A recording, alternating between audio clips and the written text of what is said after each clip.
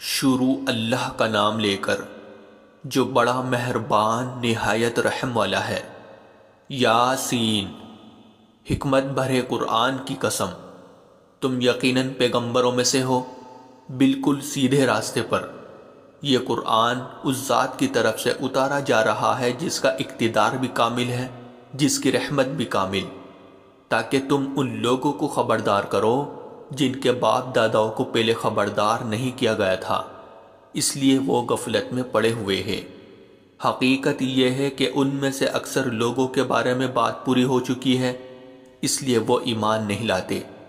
ہم نے ان کے گلوں میں توق ڈال رکھے ہیں جو ٹھوڑیوں تک پہنچے ہوئے ہیں، اور اس وجہ سے ان کے سر اوپر کو اٹھے رہ گئے ہیں، اور ہم نے ایک آڑ ان کے آگے کھڑی کر دی ہے اور ایک آڑ ان کے پیچھے کھڑی کر دی ہے، اور اس طرح انہیں ہر طرف سے ڈھانک لیا ہے، جس کے نتیجے میں انہیں کچھ سجائی نہیں دیتا۔ اور ان کے لیے دونوں باتیں برابر ہے، چاہے تم انہیں خبردار کرو یا خبردار نہ کرو، وہ ایمان نہیں لائیں گے۔ تم تو صرف ایسے شخص کو خبردار کر سکتے ہو جو نصیحت پر چلے اور خدا رحمان کو دیکھے بغیر اس سے ڈرے۔ چنانچہ ایسے شخص کو تم مغفرت اور باعزت اجر کی خوشخبری سنا دو۔ یقیناً ہم ہی مردوں کو زندہ کریں گے، اور جو کچھ عمل انہوں نے آگے بھیجے ہیں ہم ان کو بھی لکھتے جاتے ہیں، اور ان کے کاموں کے جو اثرات ہیں ان کو بھی، اور ہم نے ایک واضح کتاب میں ہر چیز کا پورا احاطہ کر رکھا ہے۔ اور اے پیغمبر، تم ان کے سامنے ایک بستی والوں کی مثال پیش کرو جب ان کے پاس رسول آئے تھے۔ جب ہم نے ان کے پاس شروع میں 2 رسول بھیجے تو انہوں نے دونوں کو جھٹلا دیا، پھر ہم نے ایک تیسرے کے ذریعے ان کی تائید کی، اور ان سب نے کہا کہ یقیناً جانو ہمیں تمہارے پاس رسول بنا کر بھیجا گیا ہے۔ انہوں نے کہا تمہاری حقیقت اس کے سوا کچھ بھی نہیں ہے کہ تم ہم جیسے ہی آدمی ہو، اور خدا رحمان نے کوئی چیز نازل نہیں کی ہے، اور تم سراسر جھوٹ بول رہے ہو۔ ان رسولوں نے کہا ہمارا پروردگار خوب جانتا ہے کہ ہمیں واقعی تمہارے پاس رسول بنا کر بھیجا گیا ہے، اور ہماری ذمہ داری اس سے زیادہ نہیں ہے کہ صاف صاف پیغام پہنچا دے۔ بستی والوں نے کہا ہم نے تو تمہارے اندر نحوست محسوس کی ہے، یقین جانو اگر تم باز نہ آئے تو ہم تم پر پتھر برسائیں گے، اور ہمارے ہاتھوں تمہیں بڑی دردناک سزا ملے گی۔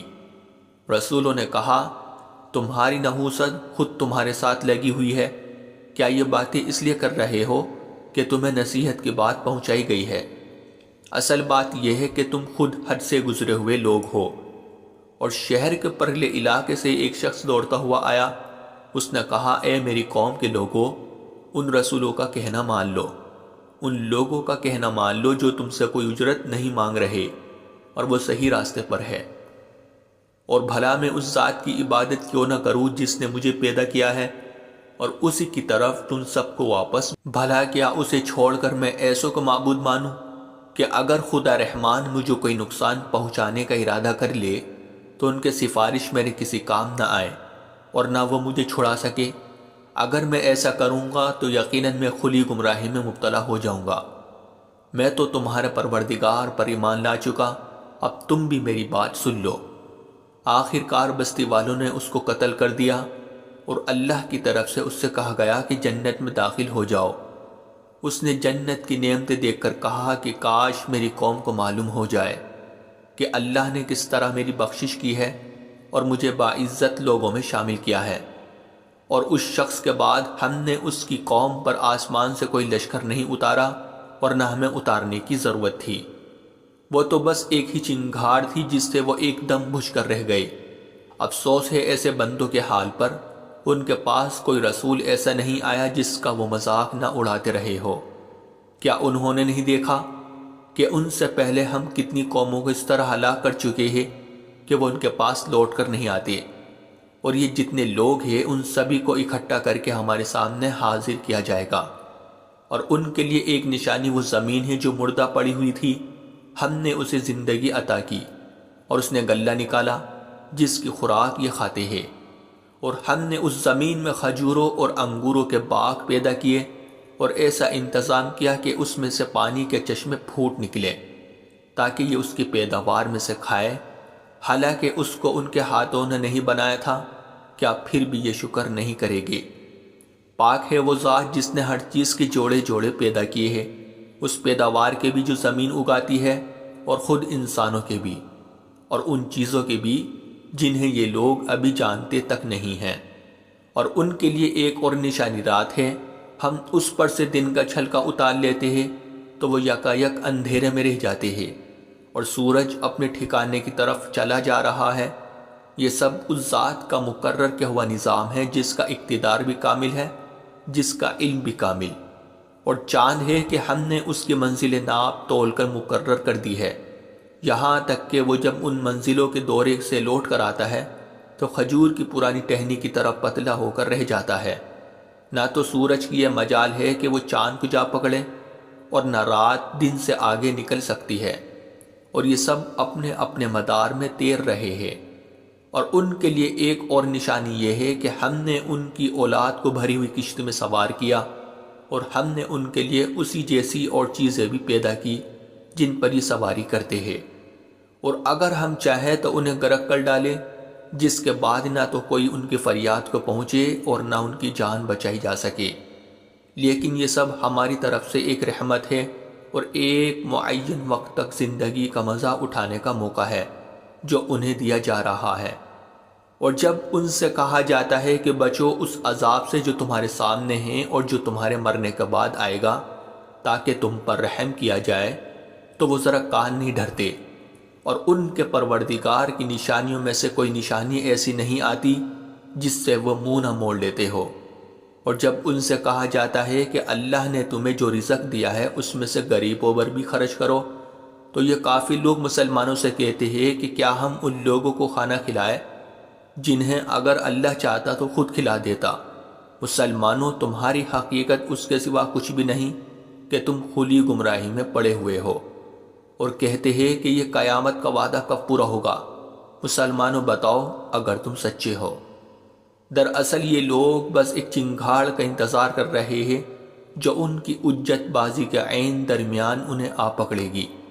پھر نہ یہ کوئی وصیت کر سکے گی اور نہ اپنے گھر والوں کے پاس لوٹ کر جا سکے گی، اور سور پھونکا جائے گا تو یکایک یہ اپنی قبروں سے نکل کر اپنے پروردگار کی طرف تیزی سے روانہ ہو جائے گے۔ کہے گے کہ ہے ہماری کمبختی، ہمیں کس نے ہمارے مرکز سے اٹھا کھڑا کیا ہے؟ جواب ملے گا کہ یہ وہی چیز ہے جس کا خدا رحمان نے وعدہ کیا تھا اور پیغمبروں نے سچی بات کہی تھی، اور کچھ نہیں، بس ایک زور کی آواز ہوگی جس کے بعد یہ سب کے سب ہمارے سامنے حاضر کر دیے جائیں گے۔ چنانچہ اس دن کسی شخص پر کوئی ظلم نہیں ہوگا اور تمہیں کسی اور چیز کا نہیں بلکہ انہی کاموں کا بدلہ ملے گا جو تم کیا کرتے تھے۔ جنت والے لوگ اس دن یقیناً اپنے مشغلے میں مگن ہوگے، اور وہ ان کی بیویاں گھنے سایوں میں آرام دانشتوں پر ٹیک لگائے ہوئے ہوگے۔ وہاں ان کے لیے میوے ہوگے اور انہیں ہر وہ چیز ملے گی جو وہ منگوائے گے۔ رحمت والے پروردگار کی طرف سے انہیں سلام کہا جائے گا، اور کافروں سے کہا جائے گا کہ اے مجرموں، آج تم مومنوں سے الگ ہو جاؤ۔ اے آدم کے بیٹو، کیا میں نے تمہیں تاکید نہیں کر دی تھی کہ تم شیطان کی عبادت نہ کرنا؟ وہ تمہارا کھلا دشمن ہے، اور یہ کہ تم میری عبادت کرنا، یہی سیدھا راستہ ہے۔ اور حقیقت یہ ہے کہ شیطان نے تم میں سے ایک بڑی خلقت کو گمراہ کر ڈالا، تو کیا تم سمجھتے نہیں تھے؟ یہ ہے وہ جہنم جس سے تمہیں ڈرایا جاتا تھا، آج اس میں داخل ہو جاؤ کیونکہ تم کفر کیا کرتے تھے۔ آج کے دن ہم ان کے منہ پر مہر لگا دیں گے، اور ان کے ہاتھ ہم سے بات کریں گے، اور ان کے پاؤں گواہی دیں گے کہ وہ کیا کمائی کیا کرتے تھے۔